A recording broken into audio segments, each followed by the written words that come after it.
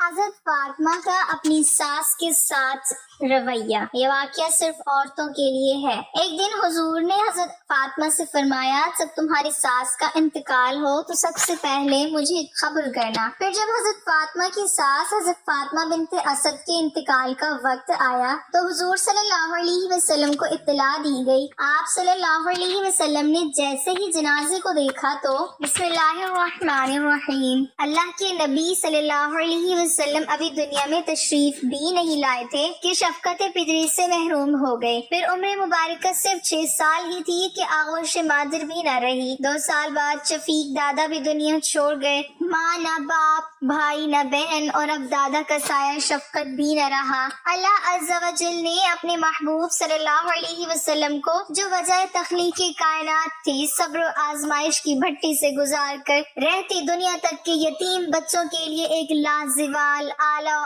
عرفہ مثال قائم کر دی۔ اب چچا ابو طالب اور چچی فاطمہ رضی اللہ تعالیٰ عنہ ہی آپ صلی اللہ علیہ وسلم کے سب کچھ تھے۔ جناب ابو طالب تو والد جناب عبداللہ کے حقیقی بھائی تھے، لیکن چچی نے معصوم و یتیم بھتیجے پر ممتا کے جو پھول نچھاور کیے وہ رشتوں کی تاریخ میں سنہرے حروف سے تحریر ہیں۔ ان کا یتیم بچے کے ساتھ حسن سلوک اور صلہ رحمی دنیا بھر کی خواتین کے لیے مشعل راہ ہے۔ آج ایک ایسے معاشرے میں کہ جہاں دین سے دوری کی وجہ سے رشتوں کا تقدس معدوم ہوتا جا رہا ہے، وہاں یتیم بچوں کے ساتھ ناروا سلوک نے پھوپھی، چچی، خالہ اور سوتیلی ماں جیسے ماں بدل پاکیزہ رشتوں کی روح بھی پامال کر دی ہے۔ یہی وجہ ہے کہ صحابیات رضی اللہ عنہم کی سیرت کے مطالعے کی جتنی ضرورت آج ہے کبھی نہ تھی۔ ہمارے آس پاس معصوم بچوں پر بیتنے والے دل سوز واقعات بکھرے پڑے ہیں کہ جنہیں قلم بند کرتے ہوئے دل کانپ جاتا ہے، ہاتھ لرز اٹھتے ہیں۔ جناب عبد المطلب کی وفات کے بعد قبیلے کی سرداری، خاندان کی سربراہی اور خانہ کعبہ کے متولی کی ذمہ داری جناب ابو طالب کے کندھوں پر آ چکی تھی۔ وہ معاشی طور پر خوشحال نہ تھے، اپنے 7 بچوں کے علاوہ اپنے چہیتے بھتیجے کی سرپرستی اور پرورش کی ذمہ داری بھی آ پڑی تھی۔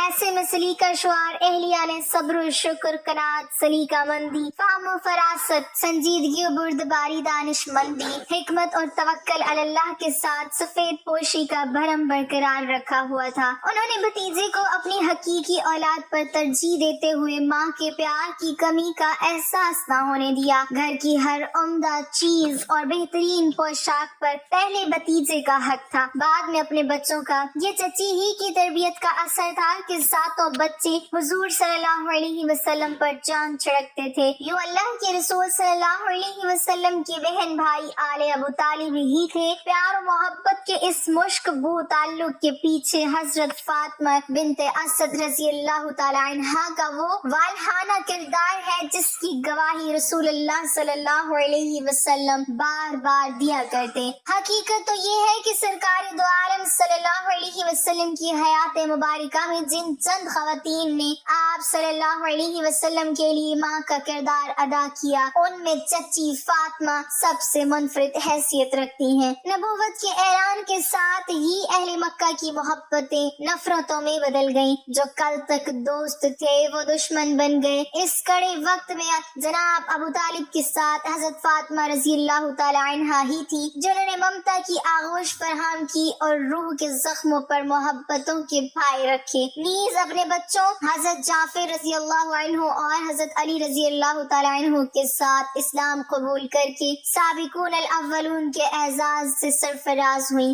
حضرت صلی اللہ علیہ وسلم کا دار ارقم میں قیام ہو یا شعیب ابی طالب کی قید سخت، طائف کا سفر ہو یا مکہ کے بازاروں میں ڈھائے جانے والے مظالم، ظلمت و کفر، قہر و غضب اور ابتلا کے اس دور میں یہ چچی فاطمہ ہی تھی جو کبھی رازداری سے تو کبھی علل اعلان حق کے ممتا ادا کرتی رہی۔ قریش ابو طالب کے پاس جا کر شکایت کرتے تو جواب ملتا وہ ماں ہے اور حضرت محمد صلی اللہ علیہ وسلم ان کے بیٹے، تو ماں کی ممتا کو بیٹے کے پیار سے کیسے جدا کر سکتے ہو؟ فاطمہ رضی اللہ تعالی عنہا ان سے اپنے بچوں سے زیادہ محبت کرتی ہیں، میں انہیں کیسے منع کر سکتا ہوں؟ جب انہوں نے اسلام قبول کیا تو اللہ کے رسول صلی اللہ علیہ وسلم نے فرمایا، مجھے کبھی اتنی خوشی نہیں ہوئی جتنی چچی رضی اللہ عنہا کے اسلام لانے پر ہوا۔ نام فاطمہ، والد کا نام اسد بن ہاشم بن عبد مناف ہے، والدہ کا نام فاطمہ بنت حریم بن رواحہ ہے۔ عبد مناف ابو طالب سے حضرت علی المرتضی، حضرت جعفر طیار، حضرت عقیل اور طالب پیدا ہوئے۔ طالب ان میں سب سے بڑے تھے جن کے نام پر ابو طالب کی کنیت ہے۔ صاحبزادیوں میں ام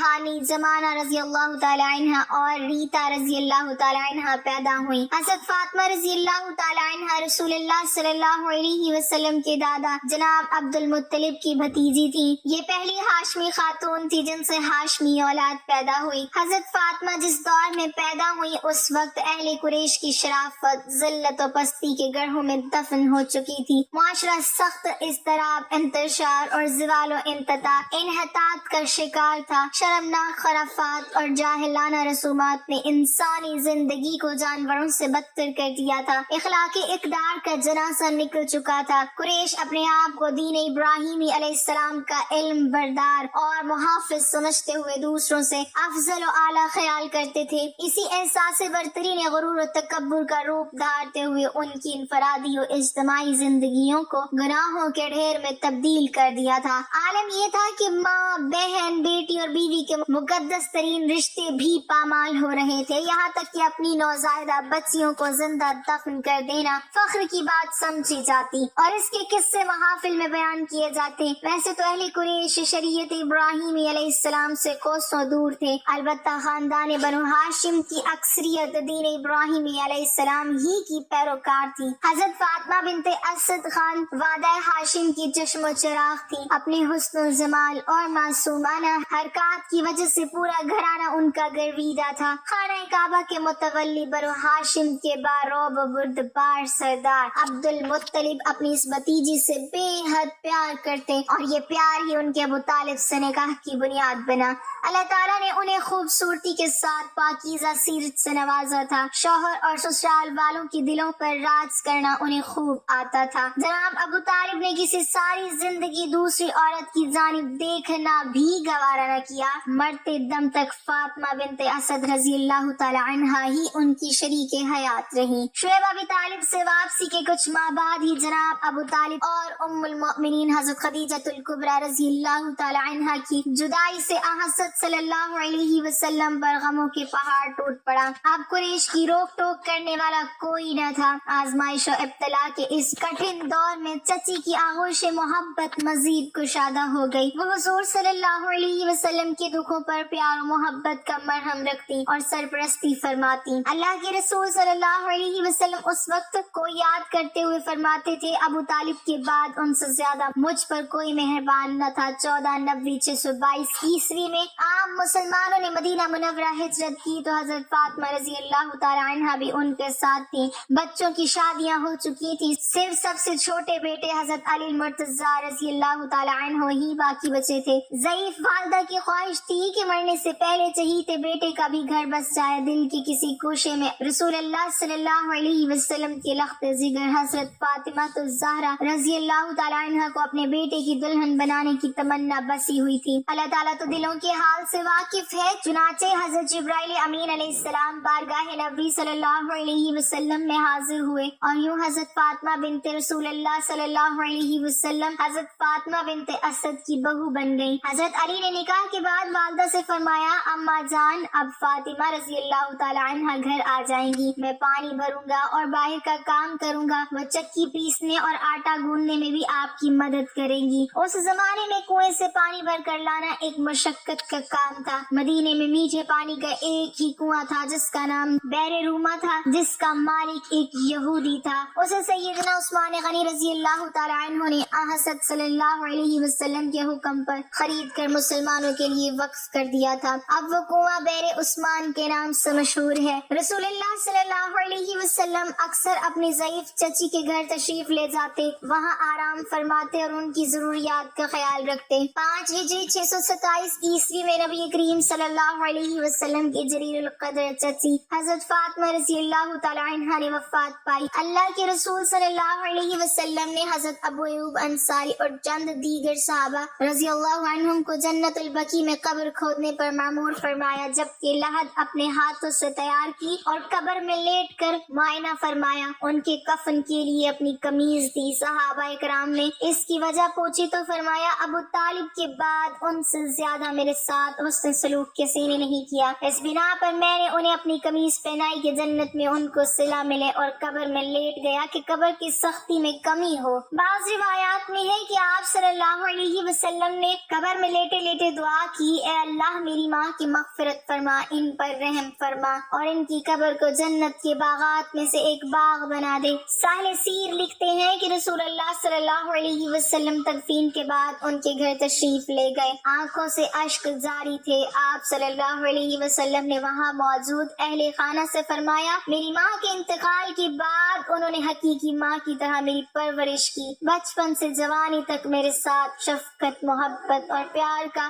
ایسا تعلق رکھا جس نے مجھے اپنی حقیقی ماں کی کمی محسوس نہ ہونے دی۔ مجھے یاد ہے بارہا ایسے مواقع آئے کہ جب یہ خود بھوکی رہتی لیکن مجھے کبھی بھوکا نہ رہنے دیا، خود موٹا جھوٹا پہن لیتی لیکن مجھے ہمیشہ اچھی اور صاف پوشاک پہنائی۔ میری ماں کے میرے اوپر بے شمار احسانات ہیں، مجھے امید ہے کہ اللہ ان کی قبر پر اپنی رحمتوں کا نزول فرمائیں گے۔ حضرت فاطمہ بنت اسد رضی اللہ تعالی عنہ حضرت علی رضی اللہ تعالی عنہ کی والدہ ماجدہ اور خاتون جنت فاطمہ رضی اللہ تعالی عنہ کی ساس تھی۔ سیدہ فاطمہ رضی اللہ تعالی عنہ نے اپنی ساس فاطمہ بنت اسد رضی اللہ تعالی عنہ کی خدمت کر کے دنیا میں ایک مثال قائم کی اور ثابت کیا کہ بہو ساس کے تعلقات اس طرح کے ہوتے ہیں۔ سیدہ فاطمہ رضی اللہ تعالی عنہ جب گھریلو کام کاج سے فارغ ہو جاتی، ان کی ضرورت کا خیال رکھتی، انہیں زیادہ کام نہ کرنے دیتی، ان کو آرام سے رکھنے کی کوشش کرتی، ان کے کپڑے دھوتی، انہیں کھانا کھلاتی، ان کا بستر صاف کرتی اور بچھاتی، اور اگر کوئی کام ان کے ذمہ ہوتا تو اس میں ان کی مدد کرتی۔ ان کی ساس فرماتی ہیں کہ میں فاطمہ رضی اللہ تعالی عنہ نے جس قدر خدمت میری کی ہے اتنی خدمت شاید کسی بہو نے اپنی ساس کی ہو۔ میری بہو جو حضور کریم صلی اللہ علیہ وسلم کی بیٹی ہے، مجسمہ محبت ہے، بے حد خدمت گزار ہے اور مجھے حقیقی ماں کی طرح جانتی ہے۔ حضور سرکار دو عالم صلی اللہ علیہ وسلم کو بھی حضرت فاطمہ بنت اسد رضی اللہ تعالی عنہ سے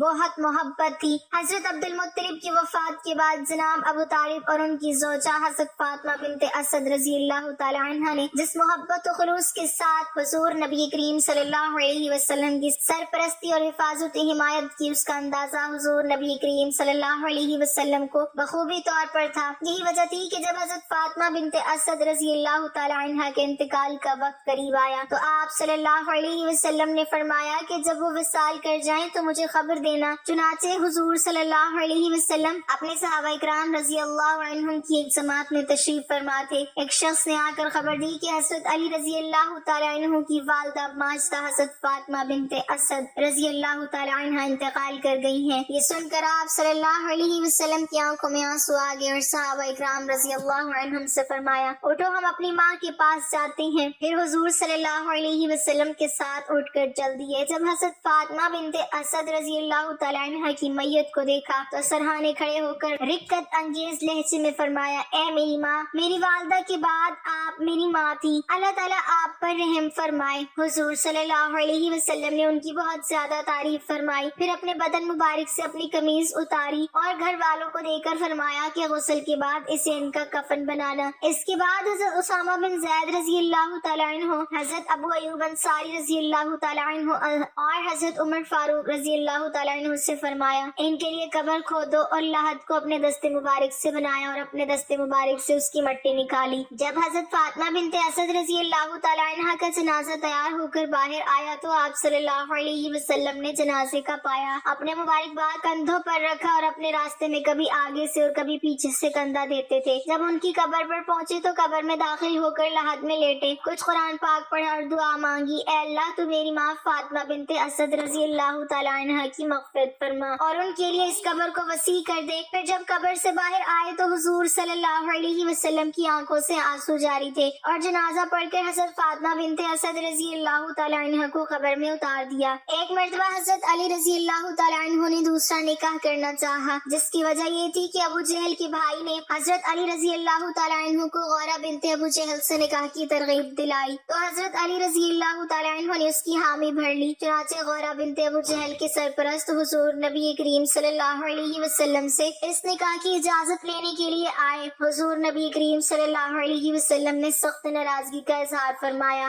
آپ صلی اللہ علیہ وسلم مسجد میں تشریف لائے اور ممبر پر چڑھے اور اس طرح خطاب فرمایا، بنی ہشام بن مغیرہ علی بن ابی طالب سے اپنی بیٹی کا نکاح کرنا چاہتے ہیں اور مجھ سے اجازت مانگتے ہیں، لیکن میں اجازت نہ دوں گا اور کبھی نہ دوں گا۔ البتہ علی بن ابی طالب میری بیٹی کو طلاق دے کر ان کی لڑکی سے نکاح کر سکتے ہیں۔ فاطمہ رضی اللہ تعالیٰ عنہ میرے جسم کا ایک حصہ ہے، جس نے اس کو اذیت دی اس نے مجھے اذیت دی۔ بلا شبہ فاطمہ رضی اللہ تعالیٰ عنہ مجھ سے ہے اور مجھے خوف ہے کہ وہ اپنے دین میں آزمائی جائے گی۔ اس کے بعد حضرت ابو العاص رضی اللہ تعالیٰ عنہ بن ربی کا ذکر فرمایا، جو کہ آپ صلی اللہ علیہ وسلم کے داماد سیدہ زینب رضی اللہ تعالیٰ عنہ کے شوہر تھے، کہ اس نے مجھ سے جو بات کہی اس کو سچ کر کے دکھایا اور جو وعدہ کیا اس سے وفا کیا، اور میں حلال کو حرام اور حرام کو حلال کرنے نہیں کھڑا ہوا۔ مگر اللہ کی قسم، اللہ کے رسول صلی اللہ علیہ وسلم کی بیٹی اور اللہ تعالیٰ کے دشمن کی بیٹی ایک ساتھ جمع نہیں ہو سکتی۔ اس معاملے میں حضور صلی اللہ علیہ وسلم کی خفا ہونے کا سن کر حضرت علی رضی اللہ تعالیٰ عنہ اپنے ارادے سے باز آ گئے، اور جب تک سیدہ فاطمہ رضی اللہ تعالیٰ عنہ حیات رہی حضرت علی رضی اللہ تعالیٰ عنہ نے دوسری شادی نہیں کی۔ ایک حدیث پاک میں آتا ہے کہ سیدنا رسول کریم صلی اللہ علیہ وسلم نے ارشاد فرمایا، فاطمہ رضی اللہ تعالیٰ عنہ میرے جگر کا ٹکڑا ہے، جس نے انہیں تکلیف دی اس نے مجھے تکلیف دی، اور جس نے ان سے بغض رکھا بلا شبہ اس نے مجھ سے بغض رکھا۔ پھر ارشاد فرمایا، بے شک اللہ تعالیٰ فاطمہ رضی اللہ تعالیٰ عنہ کے غصے سے غضب فرماتا ہے اور ان کی رضا سے خوش ہوتا ہے۔ سیدہ فاطمہ رضی اللہ تعالیٰ عنہ جب تشریف لاتی تو حضور نبی کریم صلی اللہ علیہ وسلم ان کے لیے کھڑے ہو جاتے اور ان کا ہاتھ مبارک تھام لیتے اور ان کی پیشانی کو بوسہ دیتے اور ان کو اپنی جگہ پر بٹھاتے تھے۔ اللہ پاک ہمیں بہتر عمل کرنے کی توفیق عطا فرمائے اور ہمیں نیکوکاروں میں شامل کرے،